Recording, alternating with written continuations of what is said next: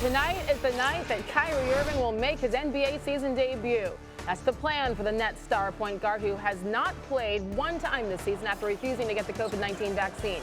But the Nets roster has been decimated by players in health and safety protocols, so Brooklyn is now allowing the seven-time All-Star to play games away from New York where the vaccine is mandated. And tonight in Indianapolis is the night that we're going to see them all for the first time. His head coach, Steve Nash, spoke earlier today. Kyrie knows what he's doing.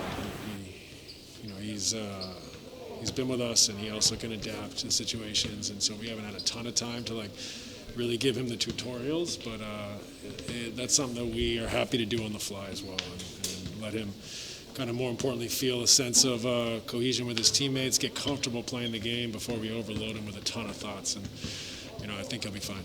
We could put him on the bench. We could put him in the starting lineup. I think he's open to either. It's just a matter of us thinking short term, middle term, and long term, and what suits our group.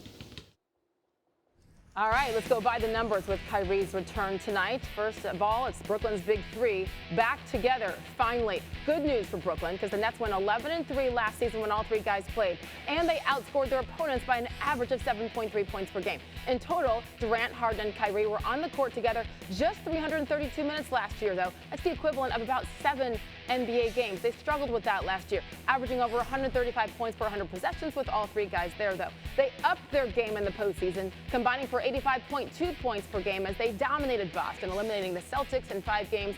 That's the most by any trio in a single postseason series in NBA history. So they didn't get a lot of time with each other, but when they did, they made the most of it. Let's say hello to our NBA analyst, Kendrick Perkins, who always makes the most of his segments here on SportsCenter.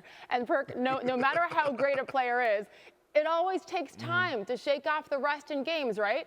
That said, what are your expectations for Kyrie's return tonight?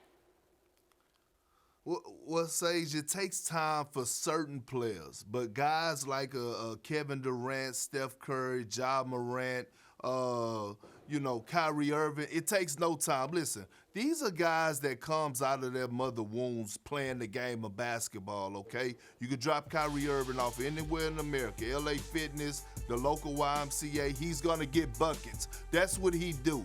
And I feel like the way that the Nets play and the way that you hear in the interviews, guys are excited to have him back. He's excited to be back. That's the most important thing, because an excited Kyrie means it's dangerous for the rest of the league and great for the Brooklyn Nets. I expect Kyrie Irving to come out and have his normal day outing, a 20-point night possibly, maybe 25. This is what Kyrie do. He's a born hooper. Do you think they should start him? You know what?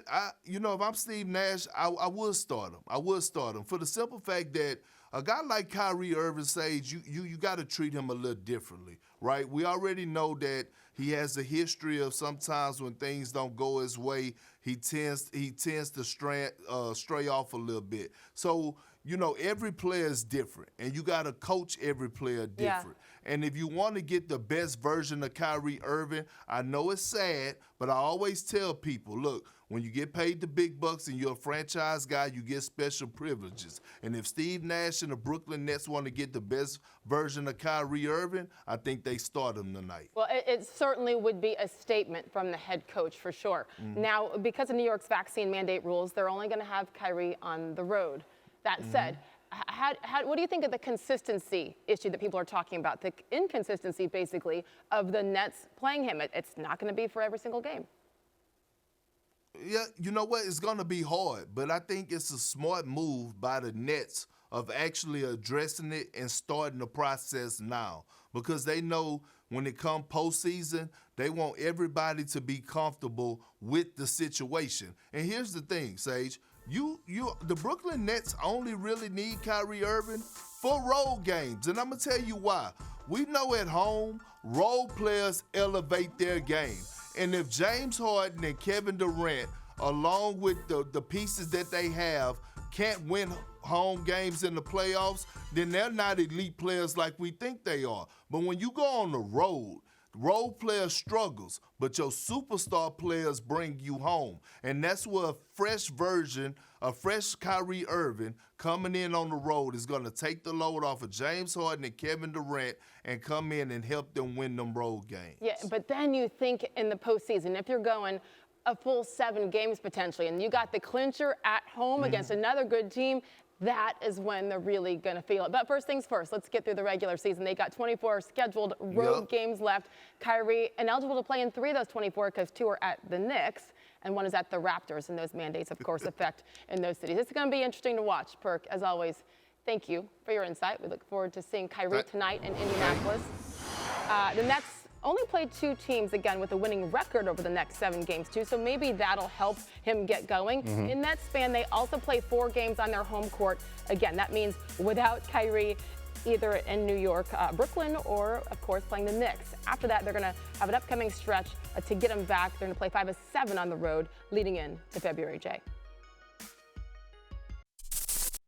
Thanks for watching ESPN on YouTube. For live streaming sports and premium content, subscribe to ESPN+.